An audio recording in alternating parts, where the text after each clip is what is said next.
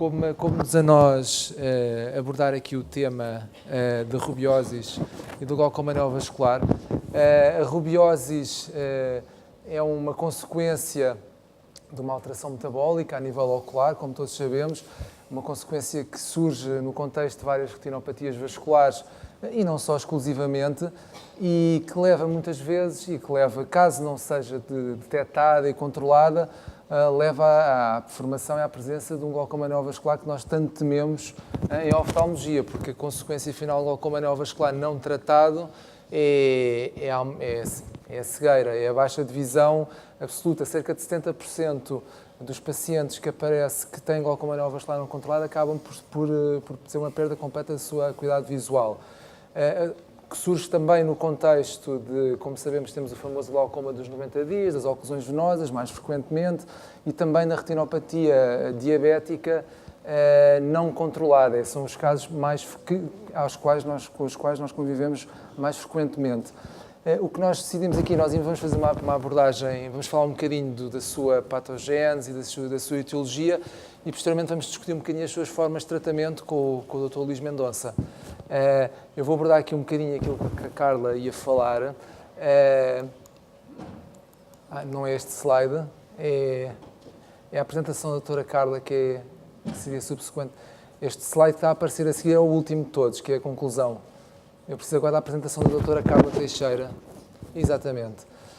Neste contexto, como sabemos, a rubioses surge, é conhecida há bastante, desde o século XIX, e de facto começou a ser demonstrada desde então a sua associação com a retinopatia diabética e com a oclusão da veia central da retina, no início do século XX. E basicamente descreve a rubioses é uma neovascularização da íris e do trabéculo, a formação de neovasos num contexto metabólico desadequado, de baixa oxigenação, em que é uma tentativa de compensação das células ao nível do segmento anterior para obterem ou seja, a íris não consegue obter a sua nutrição e tenta compensar com a formação de uma nova rede vascular. O problema da neovascularização é que a neovascularização vai dar origem, esta neovascularização dá origem a um conjunto de um padrão inflamatório, sinecas posteriores, sinecas anteriores no ângulo, que aumentam o risco aumenta a pressão ocular e levam ao nosso conhecido glaucoma neovascular, que foi descrito aqui em 1879,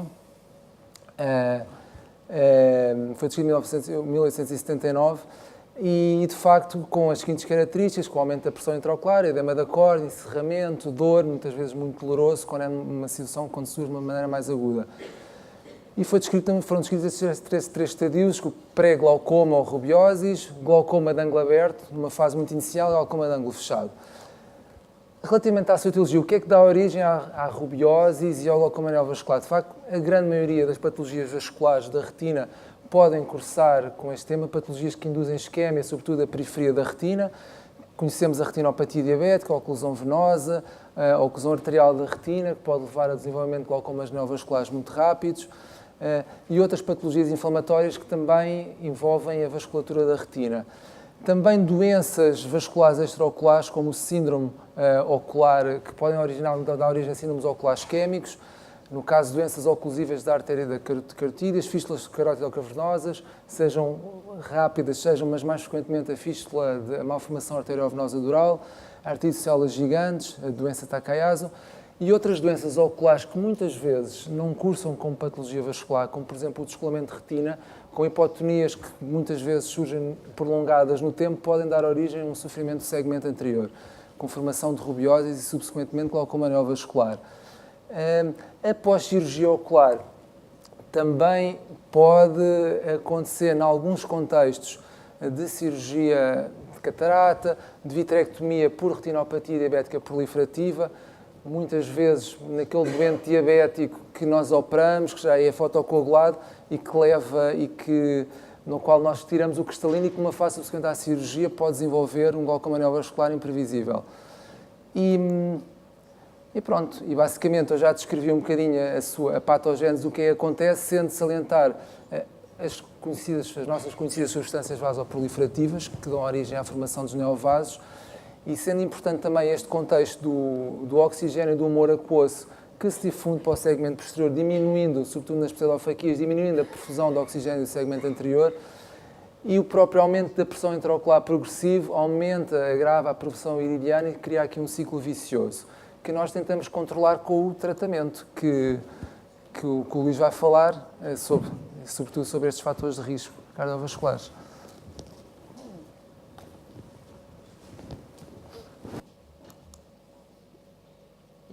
A apresentação seguinte.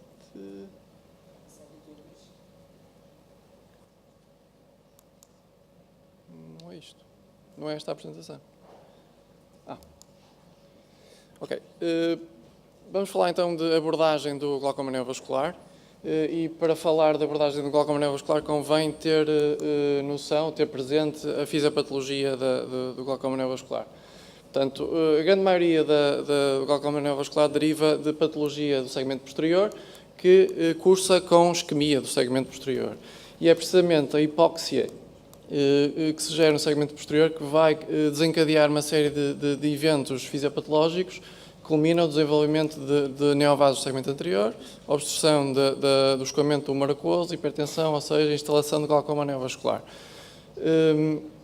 Essa neovascularização acaba por derivar de um desequilíbrio normal homeostasia entre fatores pró-angiogénicos e anti-angiogénicos, tendo-se verificado, nomeadamente, que neste contexto, portanto, como consequência da hipóxia do segmento posterior, o aumento da concentração de mediadores como o VEGF e o Insulin Growth Factor 1 e, portanto, fatores pró-angiogénicos em detrimento de fatores anti-angiogénicos, como, por exemplo, o Pigment Epithelial Derived Factor. Portanto, se estamos confrontados com um paciente que desenvolve uma das várias patologias das quais o Miguel já falou, mas que ainda não tem hipertensão ocular, não tem glaucoma neovascular instalado, então falamos de uma abordagem preventiva. E neste contexto, o primeiro passo é, obviamente, atacar a patologia que vai, digamos assim, iniciar todo este processo, ou seja, fazer um tratamento adequado da patologia de base, quer seja da retinopatia diabética proliferativa, quer seja da oclusão da veia central da retina, da artéria central da retina, um síndrome ocular isquémico. Pronto, fazer um tratamento adequado da mesma. O segundo alvo terapêutico será precisamente eliminar este estímulo que vai criar o ambiente pró-angiogénico, ou seja, eliminar a isquemia do segmento posterior, a hipóxia do segmento posterior. E isso conseguimos fazendo uma ablação do tecido que está em sofrimento, que está em stress, que está em isquemia, ou seja, conseguimos isso com a fotocoagulação da retina isquémica, que será tanto mais extensa quanto maior for a área de isquemia retiniana, que podemos quantificar e determinar através, por exemplo, da angiografia fluoresceínica, e aqui o papel importante das estratégias de visualização de grande ângulo, de wide field. Pronto, então podemos ter uma fotocoagulação da retina panretiniana ou sectorial em função precisamente da extensão da área da retina que está em isquemia, em sofrimento. Essa fotocoagulação da retina pode ser transpupilar ou em situações de opacidade de meios podemos ter necessidade de recorrer a uma vitrectomia, portanto fazer a fotocoagulação via paz plana. O terceiro alvo terapêutico sobre o qual podemos atuar no sentido de evitar esta sequência de eventos é precisamente alterar ou tentar contrariar o desequilíbrio pró-angiogénico que deriva da hipóxia do segmento posterior. E neste contexto temos os já conhecidos anti-angiogénicos que vão atuar bloqueando o VEGF e, neste sentido, evitar o desenvolvimento e, eventualmente, induzir a regressão da neovascularização do segmento posterior, do segmento anterior, e que vai culminar, ou que pode culminar, neste caso, no glaucoma neovascular. Com a identificação de muitos outros mediadores que estão alterados no glaucoma neovascular, surgem potenciais vias alternativas terapêuticas sobre as quais podemos, eventualmente, atuar no sentido de modular ou de evitar e de tratar a neovascularização ocular, digamos assim. Quando apanhamos estes doentes já com hipertensão, com neovascularização do segmento anterior, neovascularização da íris, neovascularização do ângulo. Então temos uma obstrução ao escoamento tumorocoso, temos hipertensão, temos o glaucoma neovascular instalado. E então aí deixamos de falar em prevenção e passamos a falar em tratamento. No tratamento, todos os passos anteriores são imperativos, ou seja, estando perante um doente com glaucoma vascular, não podemos deixar de fazer um tratamento adequado da patologia de base, não podemos deixar de eliminar a isquemia de segmento posterior e não podemos deixar de tentar reequilibrar a homeostasia pró- e anti-angiogénica. No entanto, também temos que tratar a hipertensão e a primeira linha de tratamento cursa precisamente com o tratamento médico, tópico, recorrendo a agentes farmacológicos como os bloqueadores beta, os agonistas alfa-2, ou os inibidores da anidase carbónica tópicos ou sistémicos, e a atropina. Estando aqui relativamente contraindicados os análogos das prostaglandinas e os parasimpático-miméticos, como a pilocarpina. Uma grande proporção dos casos, o tratamento médico não é suficiente para controlar a hipertensão ocular e temos que recorrer aos nossos colegas do glaucoma. E eles provavelmente têm necessidade de recorrer a estratégias cirúrgicas. Neste contexto, os procedimentos cirúrgicos mais frequentes são a trabeculectomia com recurso a antimetabolitos ou então o implante de dispositivos de drenagem valvulados ou não valvulados, com ou sem o auxílio da terapia anti-angiogénica. Quando mesmo assim não conseguimos controlar a pressão ocular, então aí temos a última linha de terapêutica do glaucoma neovascular, ou seja, recorrer a procedimentos ciclodestrutivos, nomeadamente a ciclofotocoagulação transescleral ou endoscópica.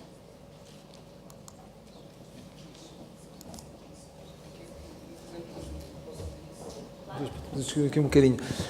A questão, quais são os casos que, quando estás na tua consulta, estás a seguir um doente diabético, quais são aqueles que tu segues quando tens receio que possam vir a formar, ou seja, qual é o doente diabético, por exemplo, ao qual dás mais atenção? É o doente diabético jovem, tipo 1, muito isquémico, é o paciente tipo 2, mal controlado, com uma retinopatia proliferativa?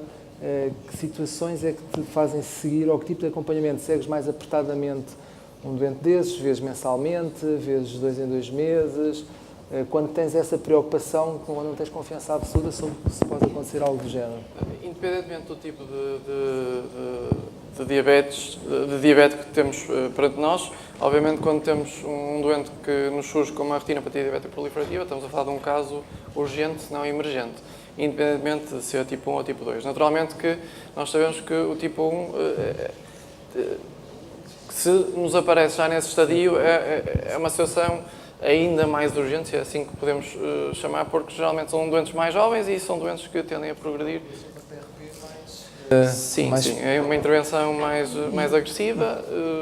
Se tiveres uma ideia, um paciente de 70 anos, com indicação cirúrgica, retinopatia proliferativa, sem catarata, tiras ou não tiras indicação para vitrectomia pela retinopatia diabética, sem catarata, com hemovítrio, com algumas trações, tiras o cristalino ou não, com um paciente de 70 anos, numa primeira abordagem?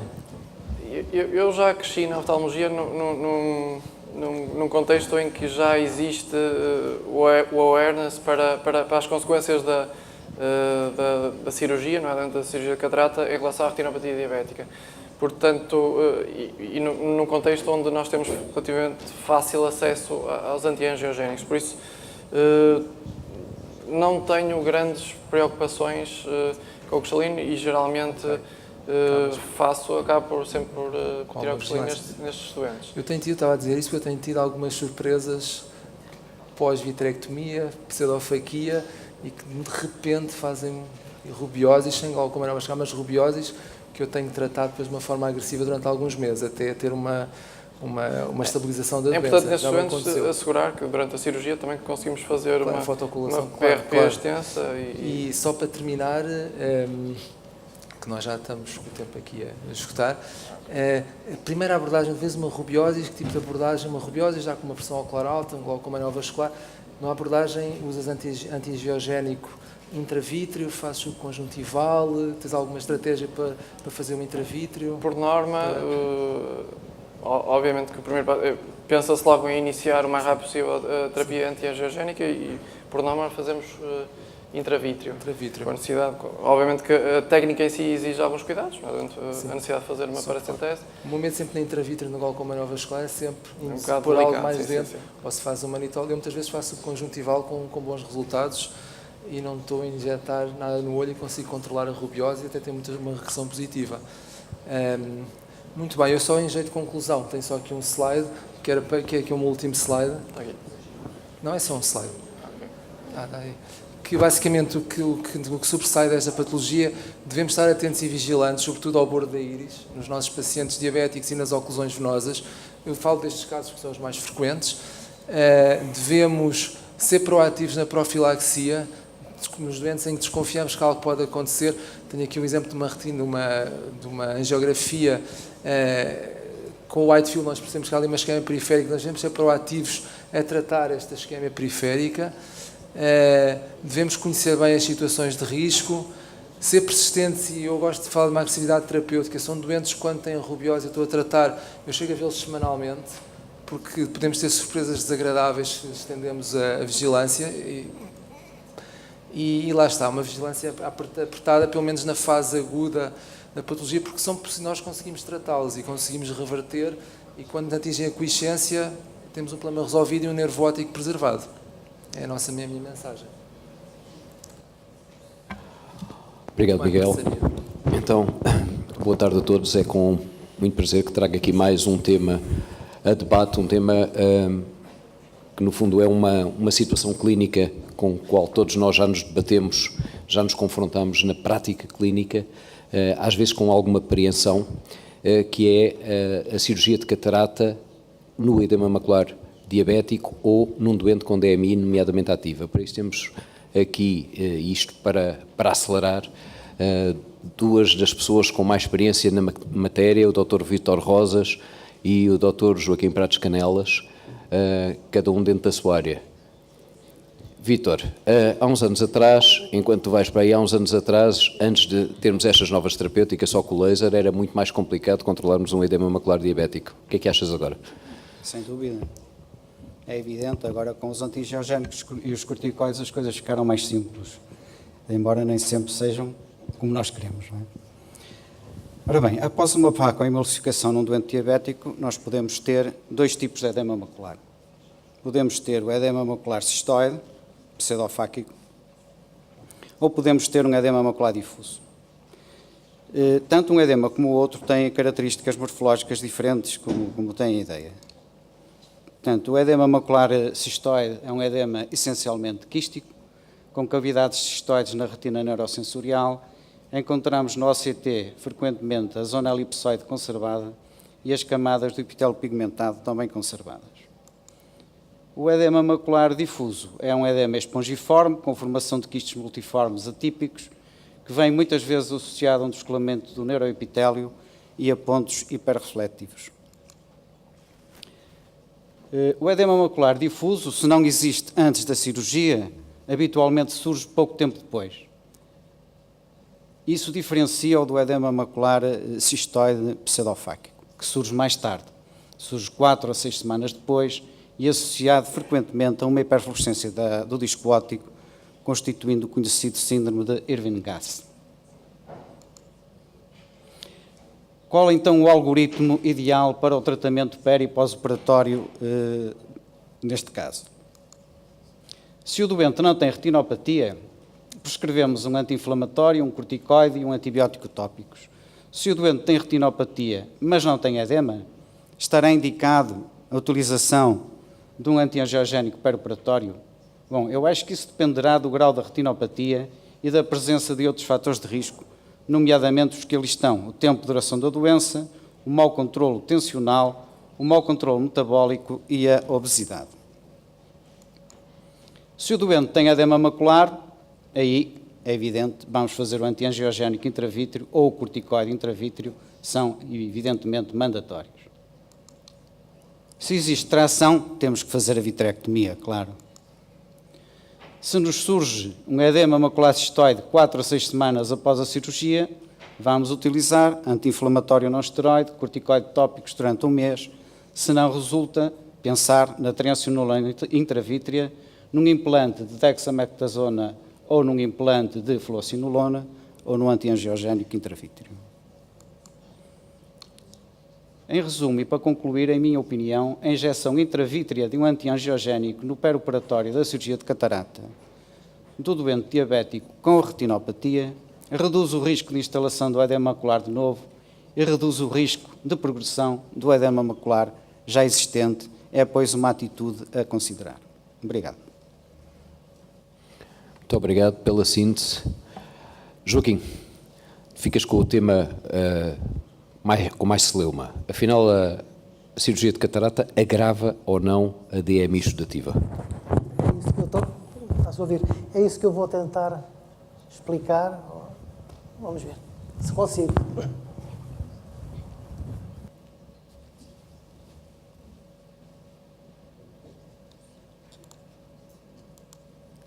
Bom, então, para tentar explicar a várias perguntas, uma delas é aquela que o Paulo colocou, eu vou começar pela primeira, que será uma que muitas vezes nós também nos fizemos, muitas vezes. Será que a cirurgia de catarata vai aumentar a acuidade visual no doente que tenha DMI? E vamos recorrer a um estudo, o estudo AREDS 2. Estão a ouvir? O estudo AREDS 2. Não estão a ouvir bem, para não? Estão a ouvir? Bom. Então, este estudo AREDS 2 mostrou que a acuidade visual melhorou, portanto, com um ganho de letras aos 5 anos, independentemente do grau de DMI. É evidente, maior nas fases mais precoces e menores nas fases mais avançadas. Em relação à pergunta que, de facto, o Paulo colocou mesmo, a cirurgia de catarata agrava o risco da progressão da DMI? Bom, vou começar por falar num estudo clássico epidemiológico importante, o Blue Mountains Eye Study, que estudou bastantes doentes, mais de 3 mil doentes, que tem resultados aos 10 anos e que, como podem ver, no início do estudo, havia 132 doentes fáquicos ou pseudofáquicos, dos quais 10, cerca de 8%, evoluíram para uma DMI tardia, em contraste com apenas 2,1% dos doentes que eram fáquicos. Portanto, um odds ratio de 3,3, que é considerado moderado. E concluíram que, de facto, a cirurgia de catarata aumentava o risco da DMI tardia. Esta foi a principal conclusão do estudo. No entanto, no próprio estudo há uma contradição. É que verificou-se que nos primeiros 5 anos do estudo foram operados a catarata 102 doentes. E o que aconteceu 5 anos depois? Cerca de 20% apresentaram uma DMI precoce, 4% apresentaram uma DMI tardia, que comparando com os fáquicos, aqueles que não foram operados, pode parecer que existe uma grande diferença, mas uma vez ajustados à idade, ao género e aos hábitos tabágicos, verificou-se que o risco era, na DMI precoce, apenas de 1,5 e para a tardia, surpreendentemente, era inferior a 1. Portanto, não havia risco e uma conclusão, e começam aqui as contradições, a cirurgia de catarata, no mesmo estudo, não aumentou o risco da DMI tardia. Outro grande estudo epidemiológico, de Beaver DMI Study, portanto, que foi feito, que tem também com muitos doentes, com quase 5 mil doentes, que tem uma grande vantagem que é, já existem resultados publicados ao fim de 20 anos, portanto, um grande período verificou-se que, ao fim, de facto, dos 20 anos, dos 1.913 doentes, 973 tinham a DMI precoce, 200 tardia, mais ou menos metade neovascular ou atrofia geográfica. No entanto, portanto, estes resultados vão dizer que a catarata e a cirurgia de catarata não aumentam o risco na precoce, Já em relação à tardia, há 20 anos, estamos a ver que é 1,93, portanto, aumenta, mas é inferior, é cerca de metade do resultado que tinha sido obtido aos 10 anos.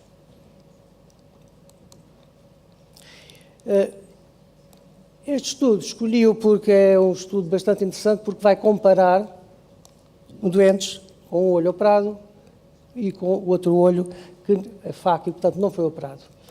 Aos 3 anos e agora, se recentemente, aos 5 anos. Se aos 3 anos ainda havia um ligeiro aumento do risco na DMI, portanto precoce, e na tardia e nas alterações pigmentares, já surpreendentemente ao fim de 5 anos, verificamos só as alterações pigmentares é que tinham um risco aumentado. E assim, este estudo vai dizer que a cirurgia de catarata não aumenta o risco nem da precoce, nem da tardia, tanto aos 3 como aos 5 anos. Escolhi depois uma meta-análise feita na Dinamarca, foi publicada em 2015, que englobou 2 ensaios clínicos randomizados e controlados, 2 ensaios tão clínicos case control e 17 estudos epidemiológicos, 2 dos quais já referi atrás, e que demonstrou que, de facto, a acuidade visual aumentava em ambos os ensaios clínicos, não muito, portanto 7 letras e meio e 6 letras e meio, com um risco relativo de 3,21 e 1,25 em relação à DMI tardia.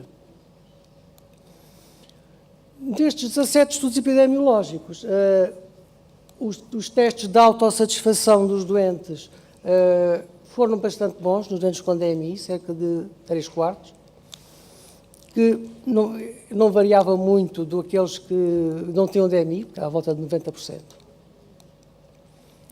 E verificou-se também uma melhoria tanto da acuidade visual como da qualidade visual, portanto, da função visual. Conclusão, o risco não aumentado da DMI não vascular aos 6 e aos 12 meses pós-cirurgia.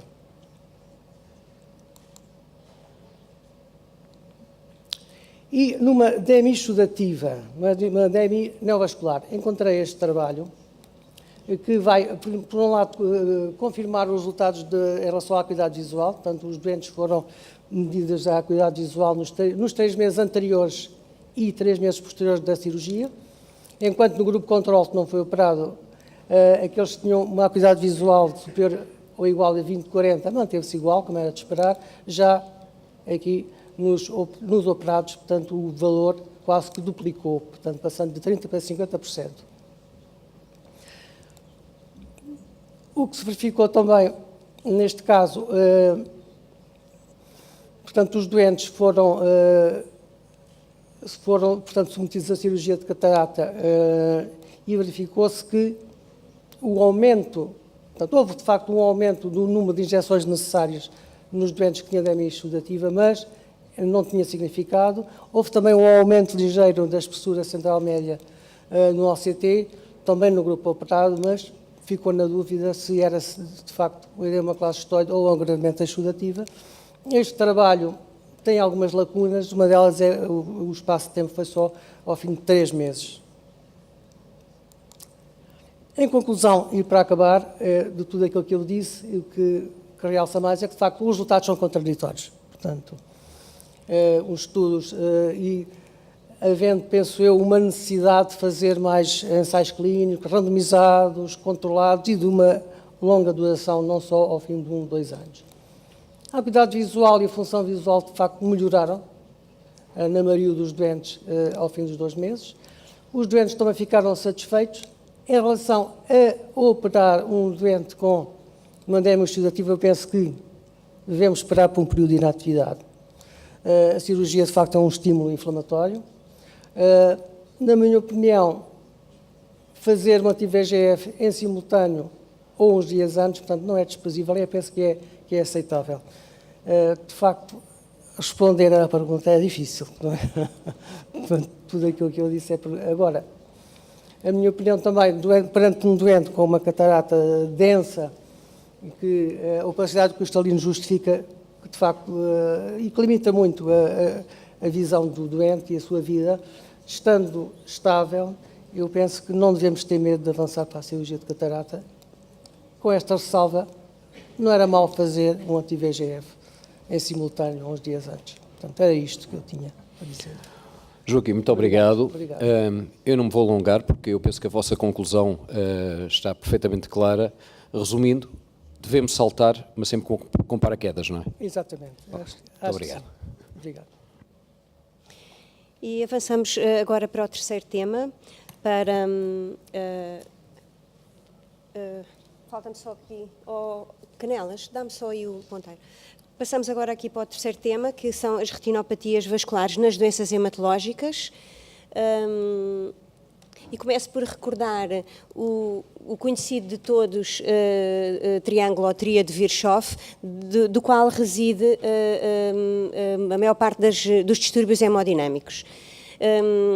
Estes distúrbios hemodinâmicos são fundamentalmente devidos, no nosso dia-a-dia das retinopatias vasculares, a problemas de lesão endotelial ou de estase, nomeadamente secundárias à aterosclerose ou secundárias à obstrução na zona dos cruzamentos arteriovenosos, mas não é disso que vamos falar.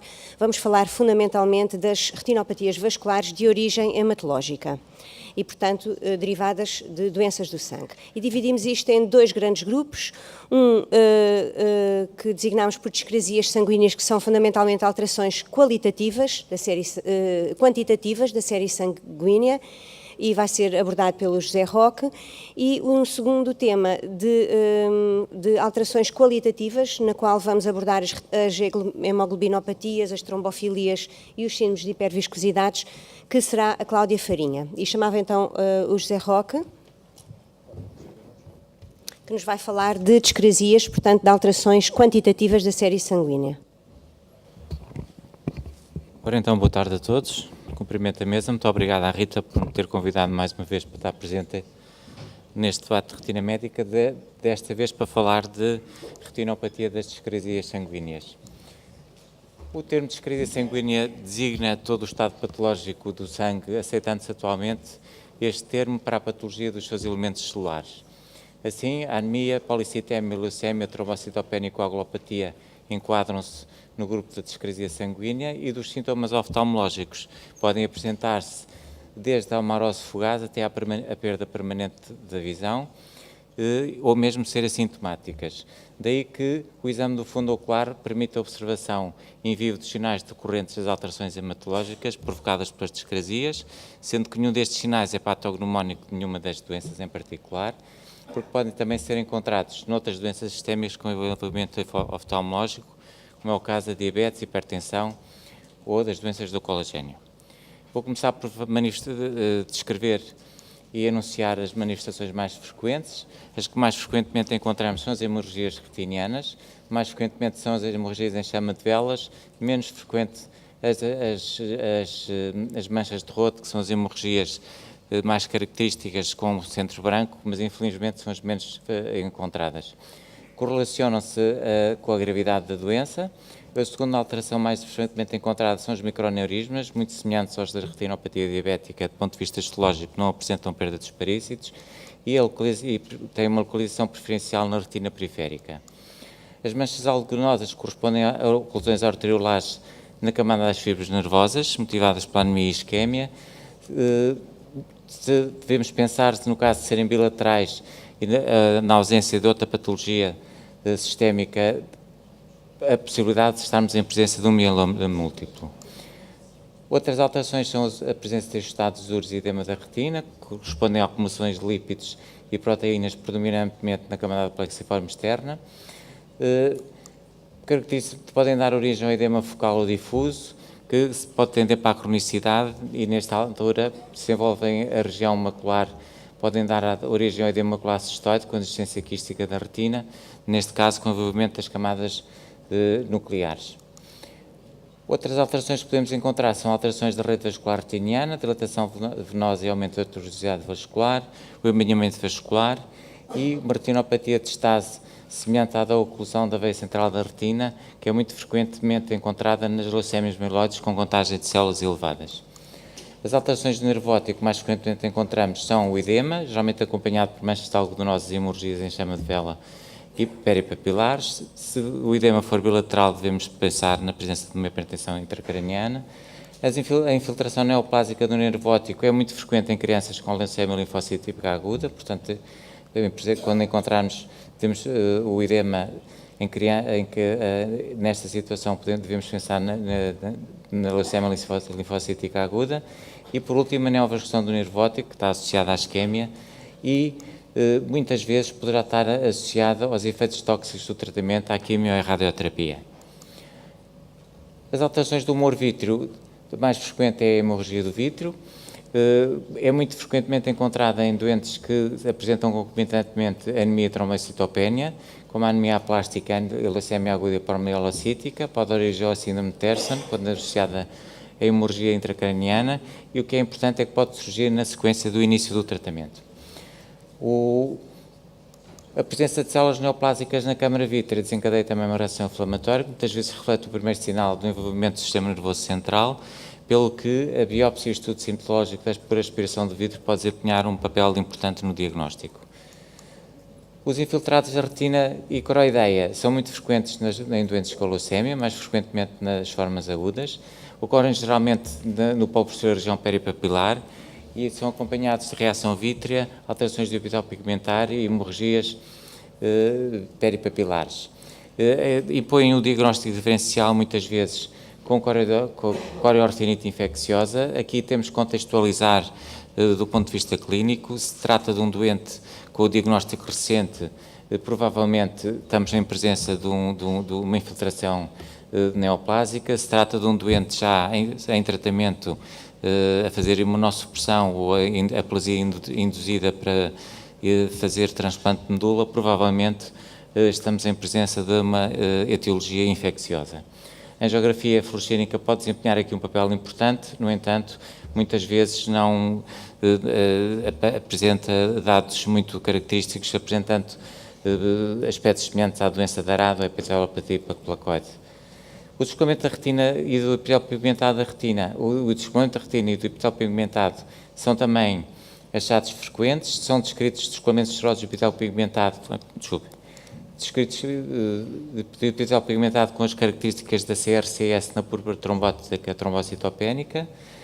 O descolamento da retina surge geralmente por infiltração leucémica da coroideia, tanto também descritos descolamentos sólidos por infiltração do espaço retiniano, muitas vezes apresentam-se como sintoma inaugural ou como um sintoma, primeiro sintoma do sinal de recidiva de uma leucemia em remissão aparente.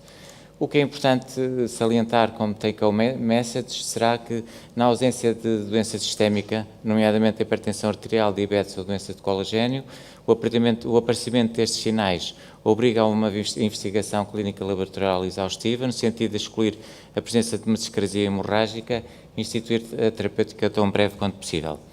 A maior parte destes sinais desaparecem com o tratamento da patologia de base, o que se reveste de importância fundamental quando a acuidade visual está comprometida. Muito obrigado.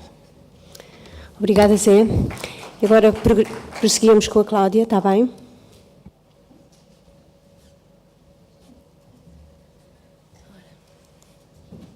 Muito boa tarde a todos. Em primeiro lugar, obrigada também por estar aqui com vocês hoje. Portanto, muito rapidamente, eu vou começar por falar sobre a drepanocitose. A drepanocitose, como sabem, é uma doença autossómica recessiva, em que ocorre mutação no gene da cadeia de beta-globina. Pronto, isto dá-nos origem ao fenótipo chamado hemoglobina S.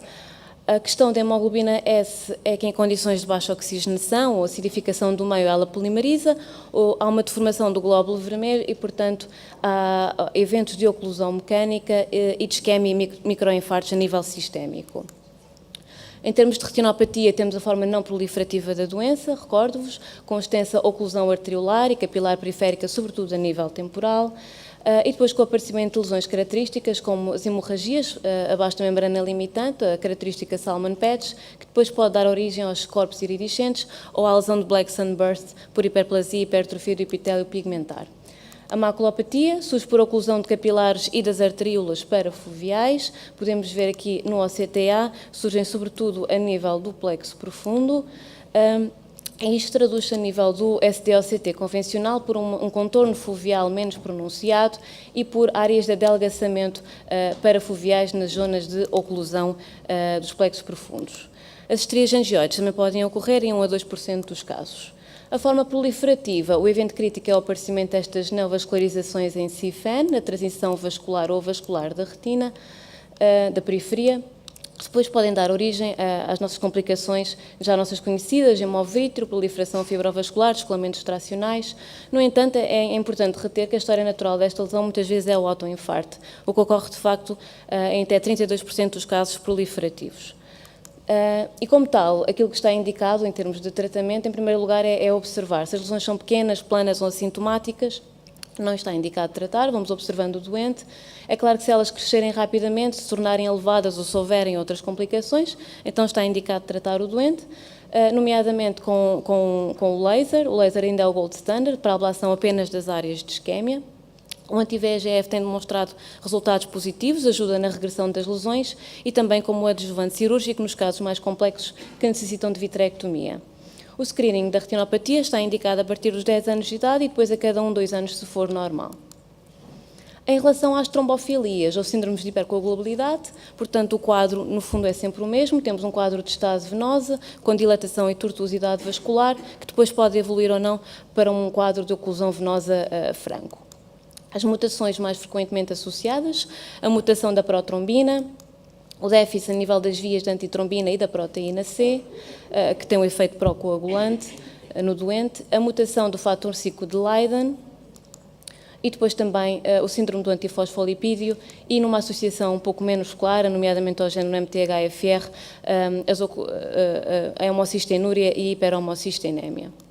Portanto, quem estudar doentes que não têm fatores de risco, doentes com doença bilateral, doentes com menos de 50 anos. E o que é que se sugere? Portanto, além dos antecedentes pessoais e familiares, sugestivos de trombofilia, então a pesquisa dos fatores de hipercoagulabilidade, que eu já falei, o fator 5 de Leiden, a mutação da protrombina, quantificar a proteína SC e a antitrombina 3 e depois testar também para os anticorpos anticardiolipina e o anticoagulante lúpico. Em relação ao tratamento, deve ser feito, como é óbvio, sempre em conjunto com o colega de hematologia, nomeadamente no que toca a instituir ou não e à decisão de instituir a anticoagulação. E depois o tratamento das oclusões venosas, se tal ocorrer, o já nosso habitual, o laser, anti-VEGF e o corticosteroides. Em relação aos síndromes de hiperviscosidade por paraproteinémia, recordo-vos que resultam da secreção anómala de imunoglobulinas por células neoplásicas. A macroglobulinémia de Waldenstrom é uma doença muito rara, mas, no entanto, é a causa mais comum de hiperviscosidade por paraproteinémia. Isto acontece porque nesta neoplasia há uma produção de IgM. A IgM tem a particularidade de formar estes pentâmeros, que são moléculas de elevado peso molecular, portanto, aumentam muito a viscosidade sanguínea e, além disso, promovem ainda a formação destas agregações entre os glóbulos vermelhos, estes rouleaux, que ainda contribuem mais para a viscosidade sanguínea. De facto, 30 a 40% destes doentes vai ter dilatação e tortuosidade venosa, mesmo que assintomática, e em casos mais graves pode haver mesmo isquémia muito extensa a nível da retina. Um outro quadro que está associado na paraproteinémia é a chamada maculopatia paraproteinémica. Surge com estes descolamentos neurosensoriais muitas vezes exuberantes. Pensa-se que isso resulta do depósito de IgM no espaço subretiniano, com aumento do gradiente oncótico e, caracteristicamente, não há derrame na angiografia fluoresceínica. Trago apenas estes 2 vídeos para vos mostrar o quão o segmentado pode estar identificado, com o segmentado identificado pode estar a circulação num doente com hiperviscosidade sanguínea. Isto é uma doente com macroglobulinemia de Waldenstrom, a conjuntiva à esquerda e a retina à direita. E em relação ao mieloma múltiplo, portanto, também é uma gamopatia monoclonal. Aqui, geralmente, há a produção de IgG ou IgA. O quadro típico, lesões osteolíticas, fraturas espontâneas, que nos podem alertar também para o diagnóstico. E o quadro de retinopatia é em tudo similar ao já descrito para a macroglobulinémia. Portanto, quem estudar, no fundo, o mesmo grupo de doentes que não têm fator de risco aparente, doentes com doença bilateral ou menos de 50 anos, repito. E depois, em relação ao estudo, é importante o hemograma com leucograma e, acima de tudo, a eletroforese das proteínas plasmáticas para se detectar o pico monoclonal. Podemos também medir a viscosidade plasmática destes doentes e aqui em relação ao tratamento saliento a importância da plasmaferese em conjunto com os colegas de hematologia. Às vezes é importante estabelecer este tratamento rapidamente, porque numa sessão conseguimos baixar muito os níveis de imunoglobulina e por si só muitas vezes é o suficiente até para normalizar o quadro retiniano do doente. E depois, claro, se o doente sofrer mesmo uma oclusão venosa, então tratar as complicações a ela associadas. Pronto, era isto que tinha para vos mostrar. Obrigada. Isso com uma conclusão muito breve. Falta um slide ainda. Não interrompa, porque temos... Não, na continuação daquele... Portanto, eu também posso dizer, perante complicações de retinopatias vasculares associadas a doenças hematológicas, não nos cabe a nós, como oftalmologistas, unicamente tratar as complicações oftalmológicas. Devemos pensar na possibilidade de haver uma doença hematológica de base e devemos suspeitar dela sempre que haja um episódio num doente jovem, sempre que seja um caso bilateral ou que tenha uma forma de apresentação ou tenha uma evolução subterapêutica que tenha uma evolução peculiar. E era tudo o que eu tinha para dizer. Obrigada. Embrulhou aquilo tudo. Ora bem, quase esgotados todos os temas de retina, a chamada vida ou morte num só dia, resta-nos um bocadinho de OCTA. E para isso temos aqui a doutora Sandra Prazeres, que vai fazer o favor de, em 4 minutos ou menos, nos falar sobre... Brasão, desculpa.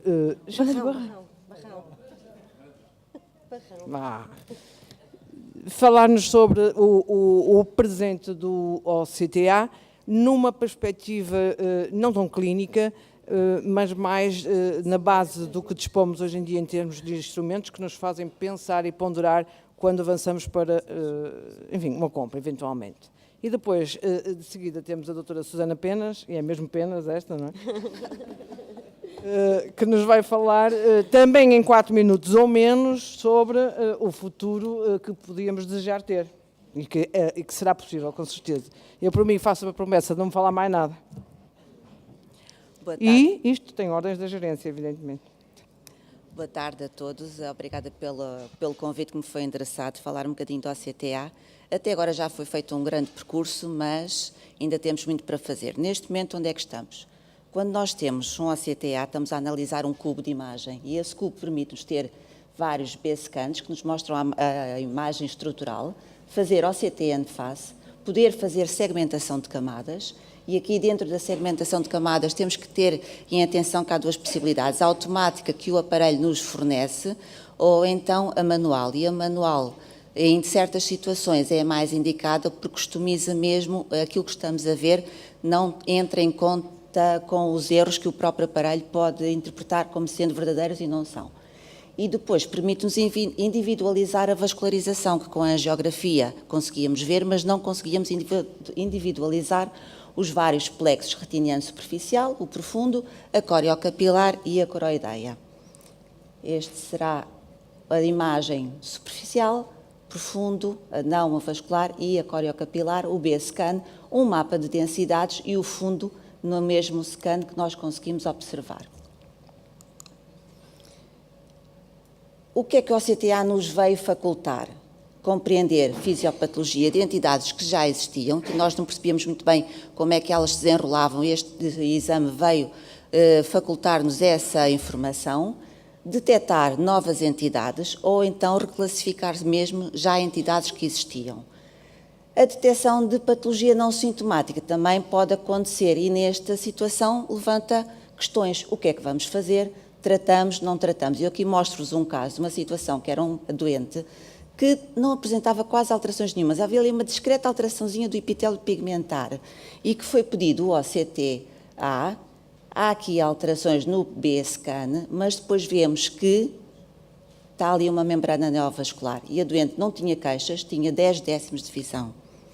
E aqui o que é que fazemos? Aguardamos, não aguardamos, tratamos, não tratamos, tudo questões que se poderiam levantar, mas para as quais não temos tempo. O que é que nos permite também? Ter uma métrica qualitativa ou mesmo quantitativa, e aqui fazer mapas de densidade vascular. Nestas imagens, eu costumo dizer que o OCTA é também um método dinâmico. O ideal seria nós, quando estamos no nosso ambiente de consulta, com o computador à frente, conseguimos ter acesso a todas as imagens que foram captadas daquele cubo e podermos trabalhá-las nós como quisermos. Se nós clicarmos em cima de uma destas imagens, aparece-nos aqui o mapa de densidade dessa zona, aparece-nos o B-scan da linha que estamos a estudar e podemos avaliar todo este cubo. Podemos também associar ao B-scan o fluxo. E vemos aqui que estas imagens a vermelho são zonas de maior fluxo. Em relação a esta quantificação, já há softwares que estão em desenvolvimento, como foi um dos postos que foi apresentado, ganhou a primeira menção honrosa da doutora Catarina, em que dá para quantificar aquilo que nós vemos no OCTA. Mas tem limitações neste momento, e dentro das limitações é a detecção da microcirculação mais lenta, que a doutora Susana depois nos vai explicar um bocadinho mais, não detecta leakages, há artefactos, dada a complexidade da aquisição e no tratamento de imagem, podem ocorrer artefactos, principalmente os de projeção e movimento. Eu aqui mostro-vos uma das primeiras imagens que houve movimento e isto corresponde a um artefacto. O cubo avaliado tem várias dimensões. Neste momento ainda estamos limitados a 3,5, 4,5, 6, já a 9. Neste momento, desde há um mês e tal, no Gama Pinto conseguimos ter acesso ao software em que nos faz 12 por 12, de uma só captação de imagem, em que vemos ainda a nível do vítreo, depois camada superficial, profunda, sem avasculação e a corocapilar. E conseguimos ver, já com uma grande definição, alguns ainda artefactos, dada o tamanho do scan, conseguimos ver, interpretar a imagem, detectar já aqui zonas de isquémias, tem uma retinopatia diabética, estas alterações vasculares, sempre associado a um B-scan para nós termos a noção exata daquilo que queremos ver e vamos lá pôr o cursor em cima da zona específica. Isto é um ponto de fixação na mácula. Se alterarmos a fixação, conseguimos ainda abranger um bocadinho mais a periferia estudada. Estar no sítio certo, à hora certa, no plano certo, mas conseguimos ainda ter mais definição com as novidades que aí vêm. Para além de termos várias coisas focadas, conseguimos, para além do movimento, ainda detectar um bocadinho mais o movimento rápido, que agora a doutora Susana nos vai falar sobre como é que podemos melhorar ainda um bocadinho mais o OCTA, que já nos dá tanta informação. Então, muito rapidamente, no futuro, o que é que podemos esperar do OCTA? Num futuro breve, porque no futuro mais distante não faço a menor ideia. Penso que, como médica de retina, e penso que partilho da vossa opinião, para mim o OCTA é o Ferrari da técnica de imagem em oftalmologia, de retina, claro. Só que é preciso aprender a conduzir um Ferrari, não é? Senão vamos estampar e nós não queremos acidentes na nossa prática clínica, portanto há uma curva de aprendizagem que é bom que nos habituemos a desenvolver, digamos assim. A doutora Sandra já falou muito bem do Swept Source, OCTA, as grandes vantagens, sobretudo a rapidez de aquisição. E se estamos a ser mais rápidos, conseguimos diminuir bastante os artefactos de movimento, como é lógico, e também alguns de projeção. Aqui esta imagem é obtida através de uma parede de Swept Source OCTA. São feitos 5 cubos, como aqueles que mostrou a doutora Sandra, de 12 por 12. O próprio software faz esta montagem automática deste somatório destas 5 imagens, portanto isto é tudo feito automaticamente. E conseguimos uma visualização de wide field, cerca de 100 graus, portanto conseguimos ver pelo menos melhor um bocadinho aquilo que se passa na retina periférica. Portanto, o passo mais lógico seguinte é ultrapassar as limitações. Eu não vou ter tempo de estar aqui a falar sobre isso. Vou-vos apenas falar um bocadinho daquilo que é mesmo mais recente. Vou-vos falar do algoritmo VISTA. O que é que quer dizer VISTA? VISTA, o algoritmo quer dizer Variable Interscan Time Analysis. O que é que isto quer dizer? O tempo de interscan é o tempo que medeia entre 2 B-scans consecutivos. Se nós utilizarmos tempos B-scan mais lentos, cerca de 3 milissegundos, detectamos fluxos mais lentos. Com tempos de interscan mais rápidos, cerca de 1,5 milissegundos, detectamos fluxos mais rápidos. Portanto, se o mesmo aparelho fizer uma combinação dos 2 tempos de interscan, conseguimos obter isto. E este mapa de cores aqui é um bocadinho diferente daquilo que estamos habituados a ver, que é cores por profundidade de planos, não é? Aqui é cores por velocidade de fluxo. E atenção que não é uma velocidade absoluta de fluxo, é uma velocidade relativa de fluxo. Portanto, a vermelho e a amarelo nós temos fluxos mais rápidos e a verde e a azul fluxos mais lentos. O que é que nós podemos fazer com isto? Obter imagens que são muito, muito intuitivas. Aqui temos um caso de uma vasculopatia polipoidal ou aneurismal, como preferirem chamar, temos aquelas setinhas que estão a apontar muito bem os pólipos. Os pólipos têm fluxos lentos, como nós sabemos, e então vão aparecer a azul. As redes vasculares que os irrigam, digamos assim, têm fluxos mais rápidos, e vocês conseguem ver em baixo, ali, rodeado daquele círculo branco, que têm fluxos mais rápidos, portanto, na ordem dos vermelhos e dos amarelos. Ainda outra imagem. DMI atrófica. Se conseguirem, a imagem de baixo, no canto inferior direito, mostra muito bem que na zona onde há atrofia, logicamente, se não há vasos, os poucos que existem deverão ter um fluxo mais lento, como é lógico, e aquela seta que está a apontar é uma zona de potencial risco de progressão da DMI atrófica. Porquê? Porque já estamos a ver que ali naquele quadrante superior, ou superior esquerdo, digamos assim, há uma área de lentificação relativa de fluxo, portanto, poderá ser para aí que vai progredir a zona de DMI atrófica, portanto, aplicabilidade clínica. Ainda no caso das neovascularizações coroideias, nós já vimos que a rede vascular diminui, não é, no seu total, mas muitas vezes, ao fazer tratamentos consecutivos, reparamos que há sempre um tronco central que permanece presente, com mais ou menos o mesmo tamanho, portanto, diminui aquela rede vascular, aquela arborização adjacente, que está ali a azul, que são vasos com menos fluxo, ou fluxo mais lento, chamemos assim. A parte central, ficamos sempre com aquela imagem muito sobreponível entre injeções, ficamos na dúvida se devemos ou não continuar a tratar, se pudermos aplicar uma análise de fluxo relativo, se houver diminuição da velocidade do fluxo, claro, é sinal que aquela lesão está a ficar progressivamente mais quiescente. Ainda de novo a aplicação da óptica adaptativa ao CTA, grande vantagem, não é? A óptica adaptativa é por excelência, baseando-se na profundidade precisa de foco. Se conseguimos ver precisamente o plano que queremos avaliar, eliminamos logo os artefactos de projeção. Desvantagens, áreas muito pequenas de análise, cerca de 1,5 por 2 graus de área de retina. Grande vantagem é o aumento exponencial da resolução transversa, como conseguem ver ali, aquelas imagens dos microaneurismas que vemos na angiografia no canto inferior esquerdo que estão ampliadas.